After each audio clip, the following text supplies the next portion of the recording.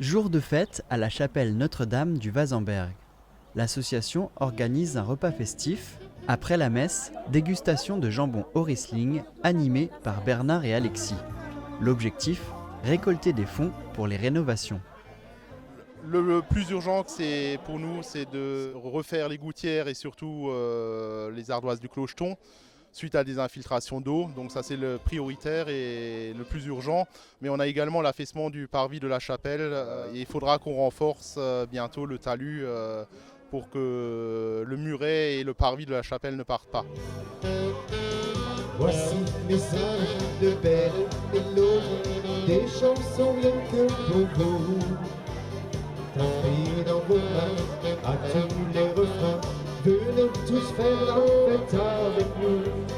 Voici message de belles mélodies, des chansons rien que pour vous. Transmis dans vos mains à tous les refrains, nous venons vous offrir vos bonheurs et souvenirs.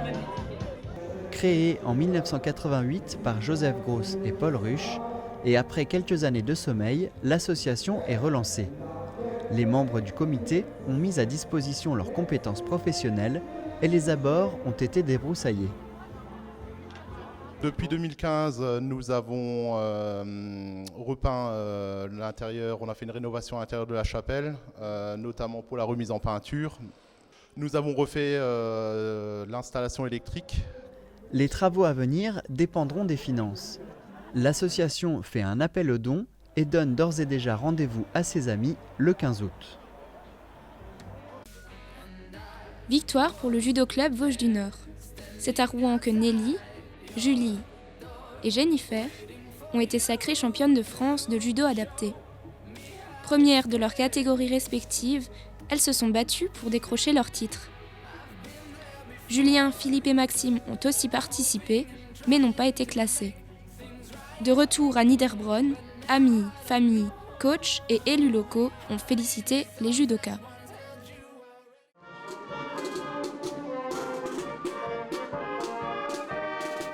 « 72 ans après la signature de l'armistice qui met fin à la Seconde Guerre mondiale, le 8 mai est solennellement célébré partout en France. À Dinswiller, la commémoration prend cette année une toute autre forme, puisqu'est mise à l'honneur l'équipage du bombardier B-24 Liberator qui s'est écrasé en forêt de Dinswiller, et plus particulièrement en mémoire de Henry C. Lewis, un des 9 soldats américains qui a perdu la vie ce 11 décembre 1944.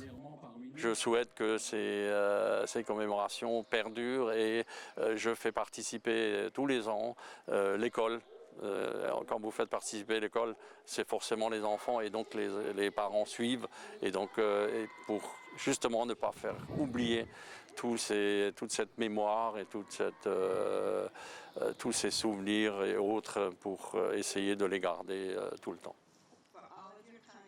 Quelques mois auparavant, Nancy Lewis, une des 2 filles du soldat de l'US Air Force, a demandé à venir partager cet hommage à la mémoire de son père. Après avoir partagé quelques mots sur son père avec l'Assemblée, Nancy offre une plaque commémorative à la commune en guise de remerciement. Même si elle n'a pas connu son père, puisqu'elle n'avait que 18 mois à sa mort, Nancy accepte de nous livrer un morceau de son histoire. Nous pensons que son avion bombardier a quitté Norwich en Angleterre avec 4 autres avions. Avec du recul, on imagine que l'avion est entré en collision avec un de ces 4 avions et s'est écrasé en forêt de Dinswiller. Quoi qu'il en soit, nous n'en sommes pas certains. On a pensé que peut-être il n'y avait que 3 avions, mais le 3e n'a jamais été retrouvé. Ils étaient supposés bombarder une partie de l'Allemagne et lorsque l'avion n'est pas rentré, ils ont pensé qu'il s'était peut-être perdu dans la Manche. C'est vraiment très agréable d'être ici. Les gens sont si chaleureux et la cérémonie était fabuleuse. J'apprécie de faire le voyage. Ma sœur est déjà venue en 2002, mais il m'était impossible de venir à l'époque parce que j'étais professeure des écoles. Aujourd'hui, je suis à la retraite et j'ai pu venir profiter de l'instant. Je suis perturbée, à la fois heureuse et triste. Après avoir été officiellement identifié grâce à l'ADN de la tante de Nancy, Henry C. Lewis a été enterré au Chesterfield Cemetery avec le reste de sa famille. Le reste de l'équipage du B-24 Liberator repose depuis août 2001 au cimetière militaire d'Arlington.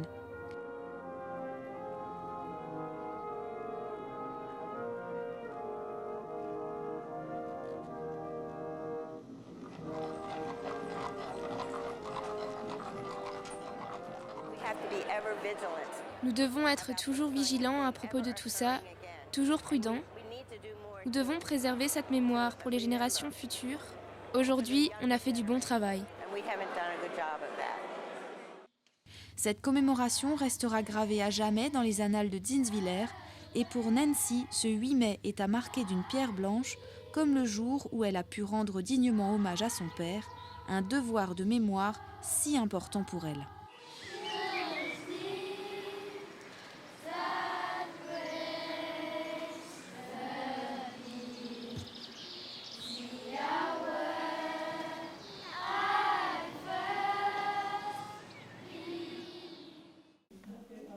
Dans le cadre des Amuse-Musées, Anne Emstege initie les volontaires pour faire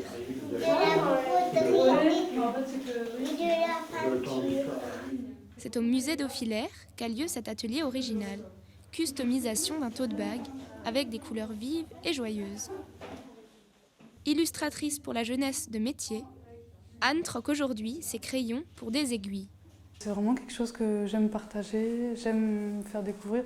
Surtout quand avec les enfants, ils ont envie d'apprendre plein de choses et je trouve que c'est bien de partager ce que je sais faire. Première étape pour les bricoleurs, choisir leur sac. Feuilles de chêne ou châtaigne, les motifs sont inspirés directement du musée d'Auffilaire. C'est surtout au niveau du motif. J'ai essayé de chercher un motif qui était un peu en lien avec le musée. Je trouvais ça pertinent, c'est que les sacs sont en lin pour faire un clin d'œil à la pratique du tissage en lin. Il y a des exemples en haut au musée. Après le choix des peintures et quelques coups de pinceau, les motifs sont remplis. Pendant le séchage, on apprivoise la broderie. Pas si difficile que ça finalement. Une fois secs, les sacs sont repassés puis brodés.